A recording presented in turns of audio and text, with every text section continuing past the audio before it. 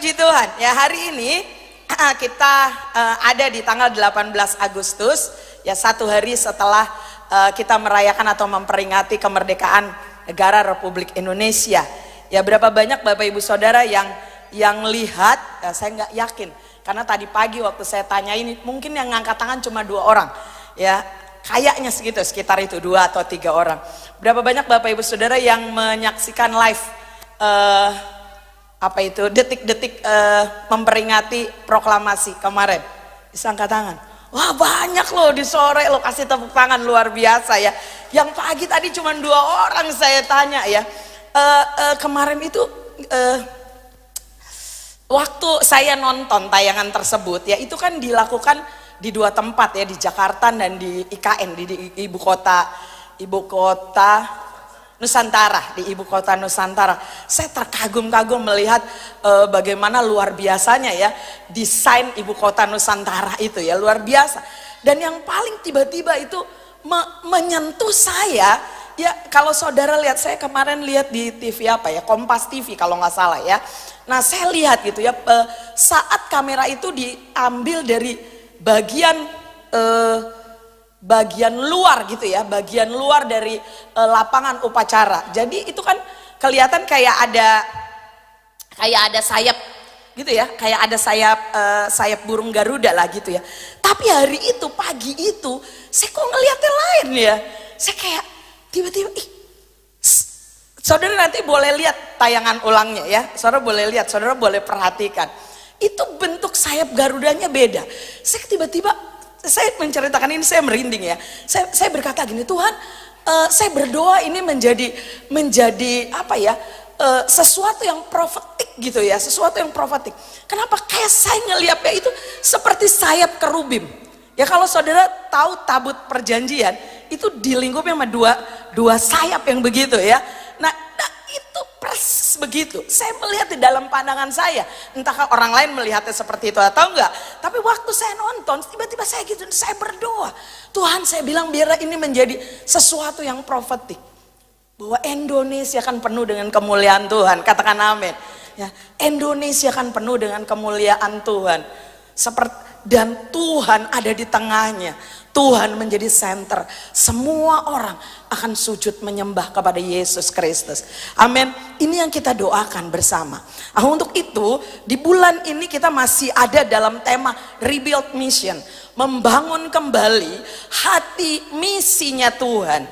Nah, jadi hari ini saya kasih tema membangun kembali hati untuk bangsa. Bukan sekedar karena ini bulan Agustus, tetapi ini adalah hal penting yang harus kita bangun ulang di dalam kehidupan kita. Nah, untuk itu saya mau ambil kebenaran ini, membangun kembali hati untuk bangsa, dari Kisah Yunus pasal yang keempat, ayatnya yang ke-1 sampai ayatnya yang ke-11. Bisa slide-nya? Ya, saya mau ajak Bapak Ibu Saudara untuk baca ayat ini, ayat yang cukup banyak. Ada 11 ayat, tapi kita mau baca ayat ini sama-sama ya. Dan kita akan menemukan beberapa kebenaran yang luar biasa. Oke, siap? Mari kita baca sama-sama. 2, 3. Tetapi hal itu sangat mengesalkan hati Yunus. Lalu marahlah ia dan berdoalah ia kepada Tuhan. Katanya, ya Tuhan, bukankah telah kukatakan itu ketika aku masih di negeriku?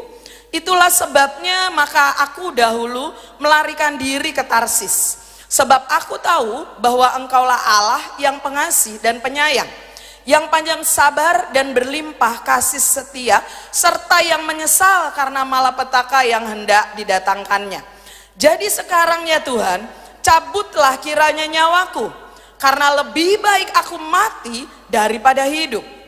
Tetapi firman Tuhan, layakkah engkau marah?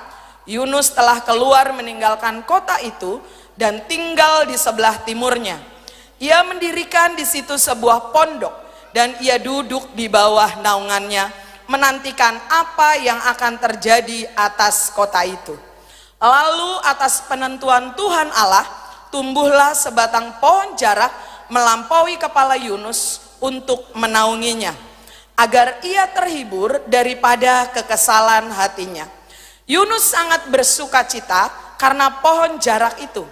Tetapi keesokan harinya ketika fajar menyingsing, atas penentuan Allah, datanglah seekor ulat yang menggerek pohon jarak itu sehingga layu. Segera sesudah matahari terbit, maka atas penentuan Allah bertiuplah angin timur yang panas terik, sehingga sinar matahari menyakiti kepala Yunus. Lalu rebahlah ia lesu dan berharap supaya mati. Katanya, lebih baiklah aku mati daripada hidup.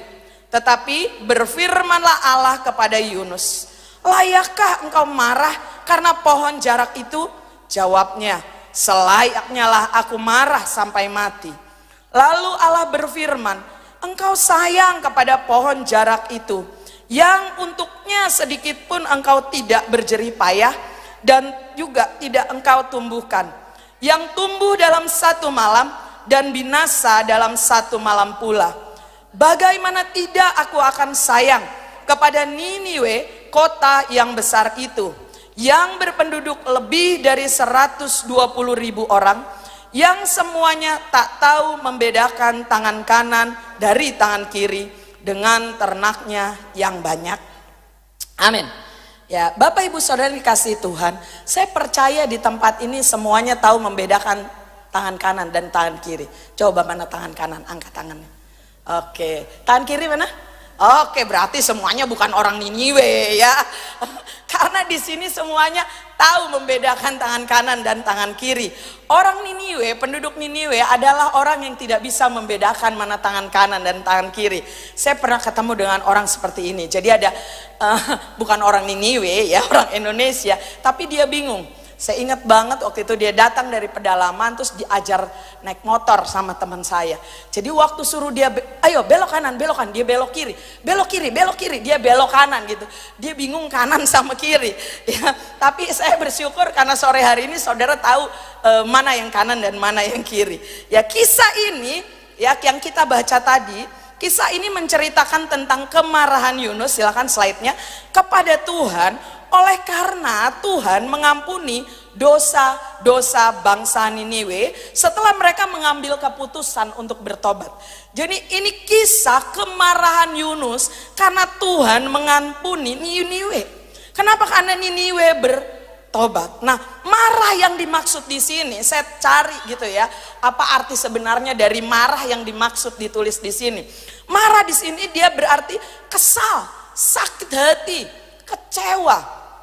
Jadi Yunus kecewa berat karena ternyata Tuhan menyatakan belas kasihannya kepada orang Niniwe.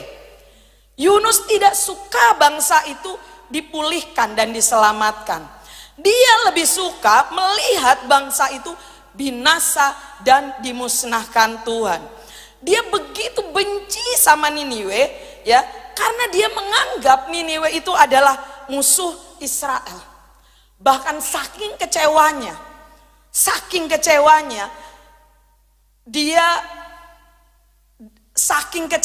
bahkan dia berkata sama Tuhan, dia bilang lebih baik aku mati. Ditulis sampai 2 kali, lebih baik aku mati daripada melihat Niniwe diselamatkan, dipulihkan. Ya, jadi Yunus begitu membenci, begitu sakit hati sama Niniwe. Dan apalagi ketika Tuhan tidak jadi menghukum Niniwe. Ya, Yunus begitu marah. Dia kecewa berat. Sampai ayat yang ke-11 tadi kita baca, kita melihat bagaimana belas kasihan Allah terhadap bangsa Niniwe. Tapi di akhir pasal itu tidak pernah ditulis, tidak dijelaskan apakah Yunus menyesal atau apakah Yunus tetap keras hati dengan kebenciannya. Tidak ditulis. Tapi lewat ayat-ayat yang kita baca, hari ini kita mau menarik sebuah pelajaran rohani, beberapa pelajaran rohani yang bisa kita ambil bagi kehidupan kita hari ini. Yang pertama, silakan slide-nya. Yang pertama adalah kegagalan memahami kasih Allah kepada semua bangsa. Dalam kisah ini Yunus gagal untuk memahami kasih Allah kepada orang Niniwe. Saat Niniwe bertobat karena peringatan yang Yunus berikan, Tuhan tidak jadi menghukum kota itu. Mereka bertobat, mereka merendahkan diri, mereka memohon pengampunan kepada Tuhan, sehingga Tuhan mengampuni mereka dan membatalkan hukumannya atas kota tersebut. Pertanyaannya gini, pertanyaannya kenapa Yunus harus marah? Karena Tuhan gak jadi menghukum Niniwe. Bukankah sebaliknya Yunus harusnya senang melihat orang yang bertobat? Ketika kita melihat orang yang bertobat dan berbalik dari kejahatannya, harusnya kita senang, benar ya? Ini aneh. Yunus disuruh kasih tahu, memberikan peringatan kepada orang Niniwe, dan setelah peringatan itu diresponi, justru dia marah, justru dia kesal. Apa sih yang membuat Yunus itu kesal? Apa yang menjadi alasan kenapa Yunus harus marah melihat pertobatan Niniwe? Kenapa Yunus harus marah? Kenapa dia harus kecewa karena Tuhan gak jadi menghukum Niniwe? Kita mau lihat beberapa alasan. Yang pertama, Niniwe adalah musuh Israel yang telah menindas dan membuat Israel menderita. Yunus marah kepada Tuhan karena ternyata Tuhan mau mengampuni Niniwe. Yunus diutus untuk memberitahukan penghukuman atas Niniwe. Jadi harapan Yunus, aku mau kasih tahu nih sama Niniwe, dia mau dihukum, rasain, jahat banget sih. Karena kejahatannya itu begitu menumpuk dan sudah sampai kepada Tuhan, ditulis di Alkitab. Jadi Yunus mengharapkan Tuhan membinasakan, Tuhan membunuh Niniwe. Jadi waktu Tuhan membatalkan itu, Tuhan mengampuni mereka, Yunus menganggap Tuhan tidak membela dia dan bangsanya. Yunus berharap Tuhan membela bangsanya dengan cara menghukum musuhnya. Sekali lagi ya, Yunus berharap Tuhan membela bangsanya dengan cara menghukum musuhnya. Bukankah itu yang sering terjadi dalam kehidupan kita? Benar ya? Kalau ada orang yang jahat sama kita, orang yang bikin kita menderita, doa kita gini, semoga dia mendapat balasan yang setimpal. Semoga dia kena azab.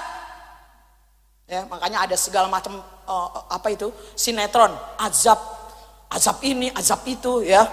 Azab melawan orang tua gitu kan, azab menzolimi orang miskin gitulah ya, kalau kita lihat di film-film itu ya. Semuanya berharap kalau orang jahat itu akan mati dalam kejahatannya. Orang jahat itu akan menerima karmanya, orang jahat itu akan menerima hukumannya. Kan kita berpikir itu manusiawi ya, kita berpikir ya itu wajar lah. Ternyata Tuhan mengampuni Niniwe. Jadi Yunus menganggap Tuhan gak konsisten dengan perkataannya. Yunus menganggap Tuhan gak konsisten. Bagaimana dengan kita? Pernahkah kita marah pada orang yang membenci kekristenan? Pernahkah kita marah pada orang yang menghalangi Injil disebar? Pada orang-orang yang menghalangi pembangunan rumah ibadah, pada mereka yang menganiaya orang Kristen? Apakah respon kita? Apakah kita menginginkan penghukuman Tuhan atas orang itu?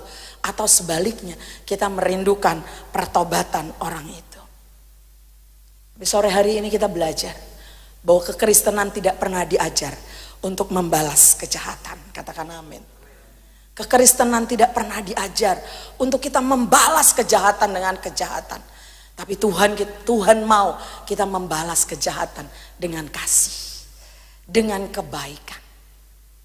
Semakin orang jahat, semakin kita berbuat baik. Semakin orang jahat, semakin kita berbuat baik. Aduh, nggak bisa itu. Benar, nggak bisa. Saya juga nggak bisa dengan kekuatan saya.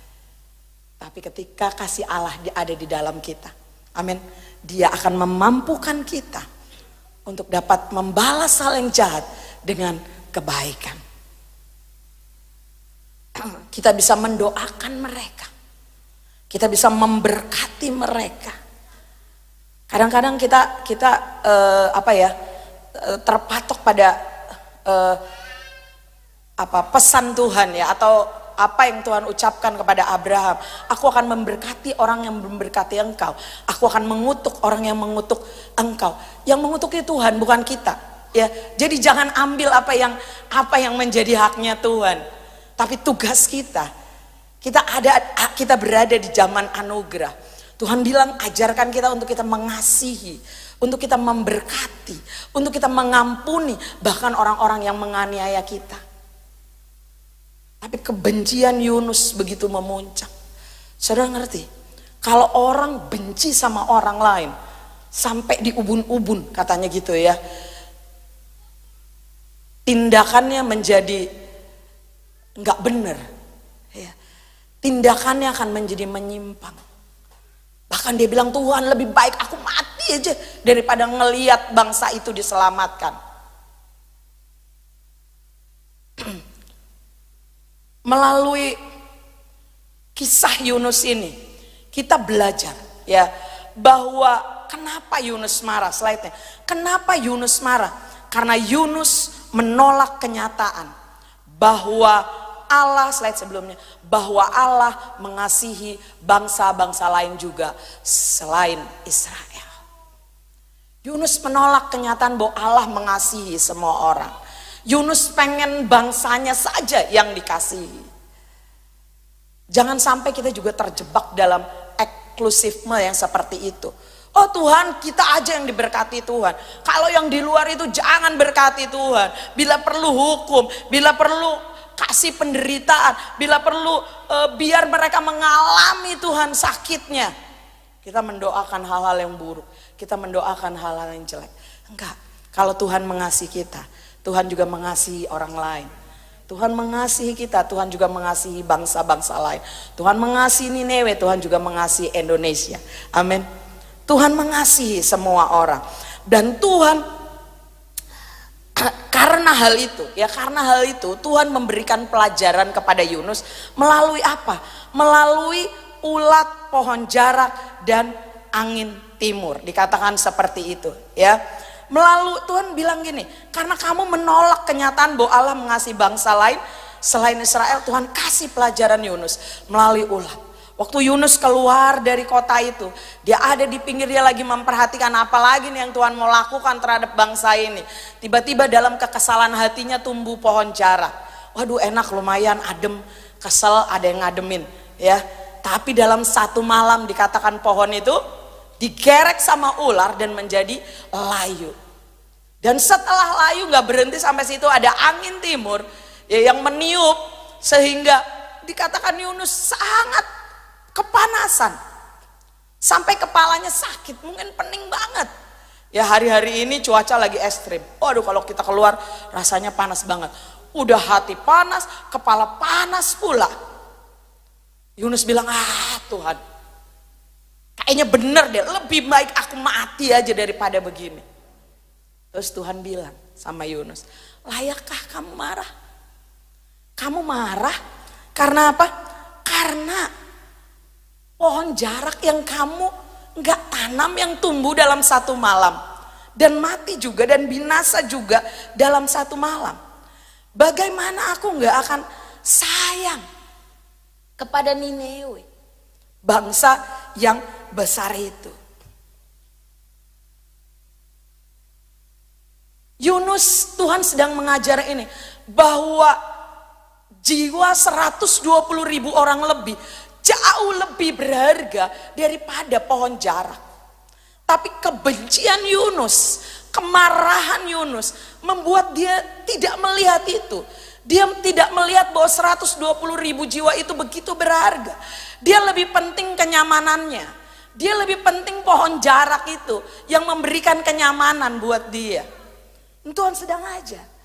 Bukankah 120.000 jiwa itu jauh lebih penting daripada kenyamanan Yunus?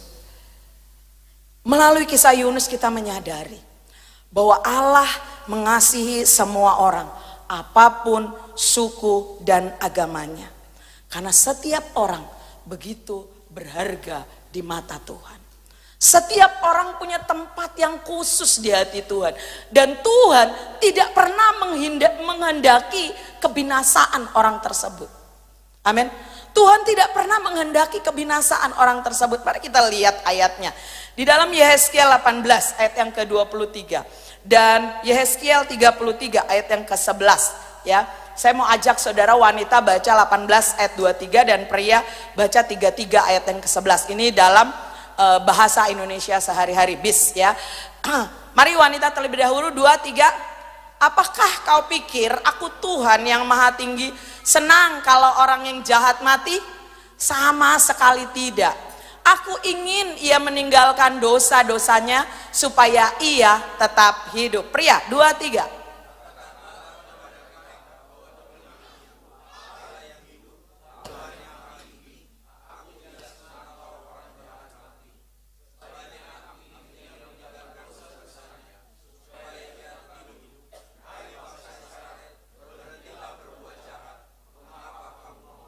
Amin. Allah berbeda dengan manusia. Kita manusia, kalau ngelihat orang jahat, kita bilang gini, biar dia menerima ya balasan yang setimpal dengan kejahatannya. Ya, kalau kita lihat video-video lucu, suka ngeliat nggak video lucu gitu ya? Ada anak muda naik motor ugal-ugalan, jumping terus tahu-tahu nyusruk gitu ke dalam sawah gitu. Terus baca deh, saya tuh kalau ngelihat gitu saya suka demen baca komentar ini plus 62 katanya kan gitu ya, netizen plus 62. Sudah kupikirkan akhirnya gitu ya. Ada lagi yang ini, mam titik gitu kan ya. Wah segala macam deh. Rasain gitu. Ada yang pengen tahu akhirnya kayak apa gitu kan. Wah semuanya mendoakan. Kalau orang kayak gini nih ugal-ugalan, wah rasain dia kalau dia kecelakaan gitulah ya. Lalu beberapa waktu yang lalu saya baru dengar lagi. Biasa kan kadang-kadang kalau kita ada Instagram suka lihat ya yang FYP gitu ya, yang lewat-lewat. Ada seorang selebgram yang dianiaya oleh suaminya ya. KDRT karena udah sering akhirnya videonya di up gitu, CCTV di kamarnya tuh di up. Nah dikasih tahu, jadi waktu dia dianiaya sama suaminya, anak bayinya itu ikut ketendang. Wah ya, terus cowok itu melarikan diri, tapi akhirnya berhasil ditangkap. Baca di komen, saya bacain komennya ya. Saya nggak tertarik sama videonya, tapi saya tertarik sama komennya orang-orang. Ya, mereka bilang apa? Wah penjarain aja, hukum yang setimpal, jangan mau dibaik-baikin lagi gitu ya, jangan mau disuruh tarik laporannya, jangan mau. Sampai orang tuanya si cowok memohon supaya si wanita menarik laporan. Oh jangan mau, kata netizen gitu kan, jangan mau, biar dia rasain tuh pria, biar rasain tuh dia penjara. Orang tuanya bilang hukuman sosial itu udah jauh lebih parah dibandingkan dengan hukuman penjara. Sampai orang tuanya bilang begitu. Wah ngeri banget ya baca komen-komen ini. Itulah manusia. Manusia kalau orang ngelihat orang jahat, pengennya mereka dapat balasan yang setimpal. Tapi Allah kita bukan manusia, katakan amin. Allah tidak menginginkan kematian orang fasik. Tapi Allah ingin mereka berbalik dari dosa-dosa sehingga mereka tetap hidup. Bapak Ibu Saudara dikasihi Tuhan, Allah nggak lagi ngeliatin kita dari sorga dan nungguin kapan nih orang nih, anak gua nih, kapan nih si Ferdi nih jatuh dalam dosa, gua mau buat pas dia jatuh dalam dosa mati gitu. Enggak, tenang aja. Allah selalu beri kesempatan. Amin. Kesempatan untuk apa? Untuk kita berbalik dari dosa. Untuk kita berbalik. Allah tidak suka umatnya, orang-orang sudah ditebusnya, mati di dalam dosa. Tetapi Allah pengen semua orang bisa punya kesempatan untuk berbalik dari dosa. Amin. Yang kedua, kebenaran yang kedua. Silakan slide-nya. Yang kedua adalah bukti bahwa Allah mengasihi setiap bangsa. Yang pertama adalah Tuhan mengutus Yunus untuk memberikan peringatan Tuhan atas dosa-dosa mereka. Jadi Tuhan selalu memberikan peringatan sebelum penghukuman. Sebelum Niniwe dihukum sama Tuhan, dimusnahkan, dibinasakan, Tuhan utus Yunus untuk memberikan peringatan kepada Niniwe. Tuhan selalu memberi peringatan terlebih dahulu kepada kita. Tuhan tidak ujuk-ujuk, ya, kata orang Jawa itu ujuk-ujuk, tiba-tiba menghabisi kita. Tapi Tuhan selalu memberi peringatan terlebih dahulu. Tuhan tidak mau orang Niniwe terus-menerus hidup di dalam dosa. Maka dia utus Yunus untuk memberikan peringatan. Dan memberikan waktu 40 hari untuk Niniwe meresponi kasih Tuhan. Peringatan Tuhan merupakan bukti dari kasih Tuhan. Bapak ibu saudara yang dikasihi Tuhan, mari kita sadar sama peringatan Tuhan. Katakan sadar. Sadar sama peringatan Tuhan. Kalau hari-hari ini Bapak ibu saudara hidup di dalam dosa, tinggal di dalam dosa, terus menerus berbuat dosa, jangan berpikir, saya sampai hari ini berbuat dosa gak kenapa-napa, saya hidup di luar jalan Tuhan gak kenapa-napa, Tuhan gak hukum saya masih baik-baik aja, hidup saya diberkati sama Tuhan. Saya mau kasih tahu, Tuhan memberikan peringatan terlebih dahulu sebelum hukuman. Jadi jangan remehkan peringatan Tuhan, katakan amin. Kalau saudara dengar firman Tuhan seperti ini, kalau saudara lagi baca Abah, kalau saudara lagi baca firman, di situ ada peringatan-peringatan Tuhan yang diberikan sama kita. Mari segera bertobat, mari segera berbalik, mari jangan tinggal di dalam dosa. Mari berkata, Tuhan, aku mau berbalik, aku mau hidup dalam kebenaran, aku mau tinggalkan dosa. Puji Tuhan, Niniwe meresponi kasih Allah. Mereka merendahkan diri, mereka bertobat, sehingga Tuhan membatalkan hukumannya atas Niniwe. Jangan main-main dengan peringatan Tuhan, dan jangan menunda pertobatan. Amin. Berikutnya adalah slide-nya. Setiap kita diutus untuk memberitakan penghukuman Tuhan atas dosa sekaligus pengampunan Tuhan. Menyampaikan berita, bukan menyampaikan penghukuman ya. Kita diutus untuk menyampaikan berita penghukuman sekaligus pengampunan Tuhan atas dosa. Ya, kita harus menyadari panggilan Tuhan ini, bahwa kita ada di dalam dunia ini menjadi saksi-saksi Kristus, menjadi duta kerajaan Allah untuk menyampaikan berita penghukuman Allah sekaligus kasih karunia yang mengampuni dan menyelamatkan kita. Amin. Jangan takut, jangan malu, jangan gentar untuk memberitakan ini. Jangan juga tidak seimbang. Kita kasih tahu hukuman, kamu tahu nggak kalau kamu berbuat dosa kamu mati masuk neraka, kamu akan begini, kamu akan begini. Yang kita kasih tahu penghukumannya, tapi pengampunannya nggak dikasih tahu. Tapi atau sebaliknya kita nggak imbang, kita kasih, Tuhan mah penuh kasih, tapi saya harus nggak apa-apa, Tuhan mah penuh kasih. Kita nggak pernah serius dengan dosa, kita nggak pernah kasih tahu bahwa dosa akan berakibat fatal buat hidupmu. Dosa akan membawa kamu kepada kematian. Kita nggak kasih tahu itu, nggak seimbang. Yang Tuhan mau kita kasih tahu, beritakan penghukuman Tuhan akibat dosa, kematian akibat dosa, sekaligus kasih karunia Tuhan yang menyelamatkan dan mengampuni umat manusia. Amin. Jangan takut dan jangan malu. Jangan takut dan jangan malu. Jangan berpikir gini, aduh saya nggak berani deh kalau kasih tahu itu. Saya nggak berani kalau menginjil. Saya nggak berani kalau bersaksi. Nanti kalau orang tersinggung gimana? Nanti kalau orang marah gimana? Saya nggak berani. Apalagi dia orang dekat, apalagi teman saya sendiri.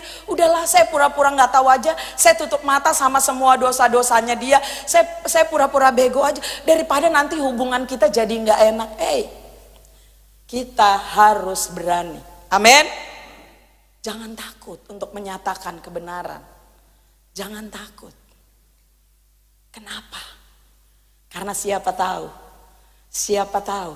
saat itu, hari itu adalah kairosnya Tuhan buat orang itu. Amin. Kita gak pernah tahu. Waktu kita sampein itu kebenaran, dia bilang ini, iya ya, ini yang saya tunggu-tunggu loh. Berita ini yang saya nanti-nantikan loh.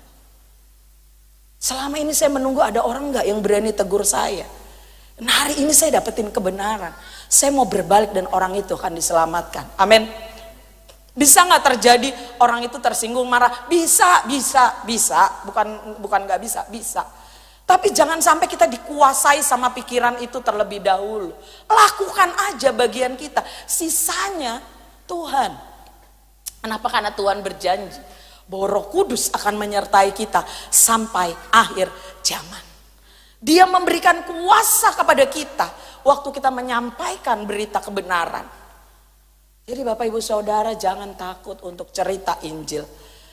Entahkah itu kepada orang-orang di rumah kita, keluarga kita, yang kita temui di pekerjaan kita, di jalanan dan sebagainya. Jangan takut. Hari itu mungkin kairosnya Tuhan buat orang tersebut. Dan kairosnya Tuhan buat kita dipakai dalam proyek Allah, penyelamatan jiwa-jiwa. Amin. Percayalah Roh Kudus akan bekerja di dalam hidup kita, menolong apa yang akan kita katakan, dan Roh Kudus juga akan bekerja di dalam hati orang itu untuk menumbuhkan kebenaran sehingga orang tersebut menginsafi dosanya. Waktu Yunus kasih peringatan, mungkin Yunus kan dia bilang gini kan, itulah sebabnya kenapa dulu saya lari di pasal 1 ya, kalau kita baca Yunus lari dari panggilan Tuhan. Hanya karena peristiwa dia dimakan ikan besar, dia kembali lagi kepada panggilan itu. Ada banyak mungkin ketakutan di dalam pikiran Yunus. Mungkin alasan lainnya Yunus takut mereka marah, mereka tersinggung, nanti dia dibunuh dan segala macam. Kenyataannya ketika Yunus kasih peringatan kepada orang Niniwe menerima. Mereka gak marah. Mereka melihat itu sebagai sesuatu yang positif. Bahkan mereka merendahkan diri. Mereka memohon kepada Tuhan. Seluruh bangsa itu merendahkan diri dan memohon kepada Tuhan. Sehingga Tuhan tidak jadi menghukum kota itu. Hari-hari ini kalau saudara teringat seseorang, orang itu mungkin ada di dalam rumah saudara.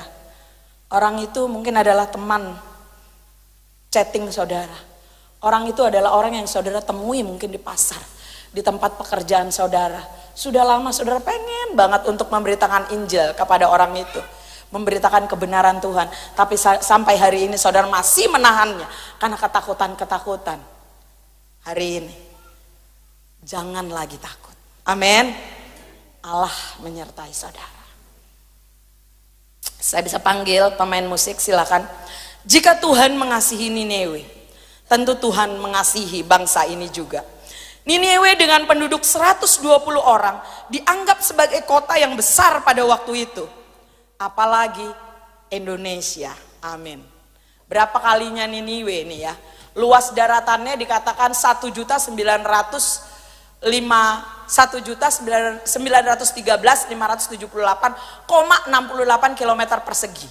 Luas perairannya lebih luas lagi, 6.653.141,439 km persegi. Maka disebut negara perairan ya, kepulauan. Memiliki 17.000 pulau, banyak banget pulaunya ya, dengan 1.340 suku bangsa. Penduduknya di tahun 2024 semester 1 ya, itu sebanyak 282.477.584 jiwa. Berapa kalinya kota Niniwe? Berapa kalinya banyaknya penduduk kota Niniwe? Kalau Tuhan sayang kepada Niniwe dengan 120.000 lebih orang, apalagi kepada Indonesia, pasti Tuhan sayang. Slide terakhir. Jika Allah mengasihi bangsa ini, apakah saudara mengasihi bangsa ini juga? Jika ya, apa yang kita bisa buat bangsa ini. Kita harus mulai melakukan sesuatu buat bangsa ini. Sebentar nanti kita akan lihat apa yang dilakukan oleh pelayanan desa terpadu pesat untuk bangsa ini. Semua kita bisa terlibat dalam memberkati bangsa ini. Yang penting kita mau. Amin. Mulai dari hal yang sederhana, yang kecil, mendoakan dan lakukan penginjilan, bersaksi kepada orang-orang yang ada di sekitar kita. Buang rasa takut, malu, gentar, buang itu. Karena Roh Kudus menyertai Bapak Ibu Saudara.